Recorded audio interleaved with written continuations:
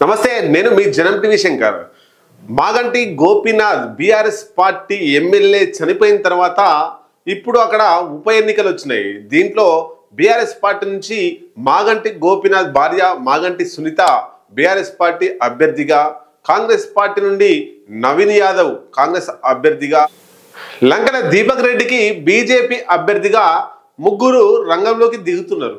అయితే అక్కడ బీజేపీకి సంబంధించి లంకల దీపక్ రెడ్డికి అభ్యర్థిత్వం ఇవ్వడంతోనే బీజేపీ థర్డ్ పొజిషన్లోకి పోతుందనేది ఈ రాజకీయ విశ్లేషకులు పేర్కొంటున్నారు. మరి దీనికి సంబంధించి ఒక్కసారి మన జనం టీవీ వ్యూ ఆఫ్ పాయింట్లో ఏం జరగబోతుంది, అక్కడ ఏ పార్టీలో ఏ పార్టీకి కోవటులు ఉన్నారు, అసలు ఏ పార్టీ గెలుపు ఓటములు ఎవరి చేతిలో ఉన్నాయి అనేటువంటి విషయాన్ని మీ ముందు తీసుకొస్తాం. మనసులో ఏం పెట్టుకున్నారు, లోపల ఏమున్నది, బయటికి ఏం చేస్తున్నారు, ఏ పార్టీలో ఉన్నారు, ఏ పార్టీకి పనిచేస్తున్నారు, ఎందుకు చేస్తున్నారు, ఎందుకు వాళ్ళు ఎదుటి వాళ్ళు ఓడిపోవాలని కోరుకుంటున్నారు, తమ వాళ్ళు ఓడిపోవాలని ఎదుటి వాళ్ళు గెలవాలని కొంతమంది చూస్తున్నారు. అసలు జూబ్లీ హిల్స్ ఎన్నికలలో హీట్ పుట్టించేటువంటి వీడియోను మీ ముందు తీసుకొస్తున్నా. దయచేసి జూబ్లీ హిల్స్లో ఉండే వారికి వీడియో షేర్ చేయండి. 2009 ఎన్నికల్లో పీజేఆర్ తనయుడు విష్ణువర్ధన్ రెడ్డి కాంగ్రెస్ పార్టీ అభ్యర్థిగా టీడీపీ అభ్యర్థిపై గెలుపొందిండు 2009 ఎన్నికల్లో. 2014 ఎన్నికల్లో మాగంటి గోపీనాథ్ పోటీ చేసిండు బీఆర్ఎస్ పార్టీ తరఫున. 2014లో మాగంటి గోపీనాథ్ టీడీపీ తరఫున పోటీ చేసి గెలుపొందిండు. ఆయన మీద ఇప్పుడు అభ్యర్థి అయినటువంటి కాంగ్రెస్ పార్టీ అభ్యర్థి అయినటువంటి నవీన్ కుమార్ యాదవ్ అన్నట్టు ఆయన అప్పుడు ఎంఐఎం పార్టీ తరఫున 2014 ఎన్నికల్లో మాగంటి గోపీనాథ్ మీద పోటీ చేసి ఓడిపోయిండు. మాగంటి గోపీనాథ్ గెలిచిండు.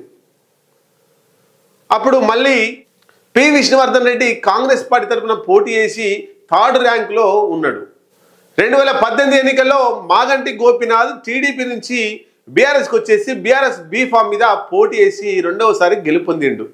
ఆయన ప్రత్యర్థి ఎవరో తెలుసా?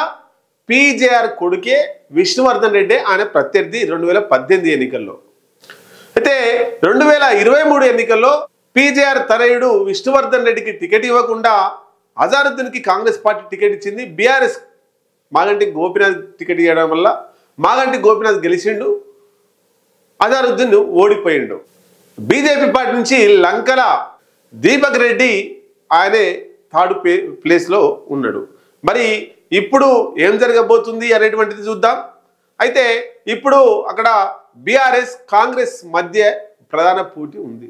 బీజేపీ నామమాత్రంగా థర్డ్ పొజిషన్లోకి డిక్లేర్ అయింది తన స్థానం. మరి ఇప్పుడు కాంగ్రెస్ వర్సెస్ బీఆర్ఎస్ ఎట్లాగైనా సిట్టింగ్ స్థానాన్ని నిలబెట్టుకోవాలని బీఆర్ఎస్ ఎట్లయినా ఈ ఎన్నికల్లో ఇజ్జత్ దక్కించుకోవాలని కేటీఆర్ అన్ని తనై నడుచుకుంటున్నాడు. ఈ జూబ్లీ హిల్స్ ఎన్నికలలో రాష్ట్రంలో అధికారంలో ఉన్నటువంటి కాంగ్రెస్ పార్టీ రేవంత్ రెడ్డి ఇజ్జత్కి సవాల్ తీసుకొని ఈ సిట్టింగ్ స్థానాన్ని, బీఆర్ఎస్ సిట్టింగ్ స్థానాన్ని కాంగ్రెస్ సిట్టింగ్ స్థానంగా కాంగ్రెస్ వైపు మలుచుకోవాలి, కాంగ్రెస్ గెలిపే లక్ష్యంగా ముందుకు పోవాలి. ఎట్లయితే కంటోన్మెంట్లో బీఆర్ఎస్ లాస్య నందిత చనిపోయిన తర్వాత అక్కడ కాంగ్రెస్ పార్టీ ఎట్లయితే గెలిచిందో జూబ్లీ హిల్స్ ఎన్నికల్లో సేమ్ మాగంటి గోపీనాథ్ చనిపోయిన తర్వాత ఉప ఎన్నికలు వస్తే అక్కడ బీఆర్ఎస్ను ఓడగొట్టి కాంగ్రెస్ పార్టీ కైవసం చేసుకోవాలని రేవంత్ రెడ్డి పావులు కదుపుతున్నాడు. ఇది రాజకీయం అంతా కూడా జూబ్లీ హిల్స్ ఎన్నికల్లో జరుగుతుంది. ఇది మీదికి కనిపించేటువంటి మంత్రం, తంత్రం, యంత్రం.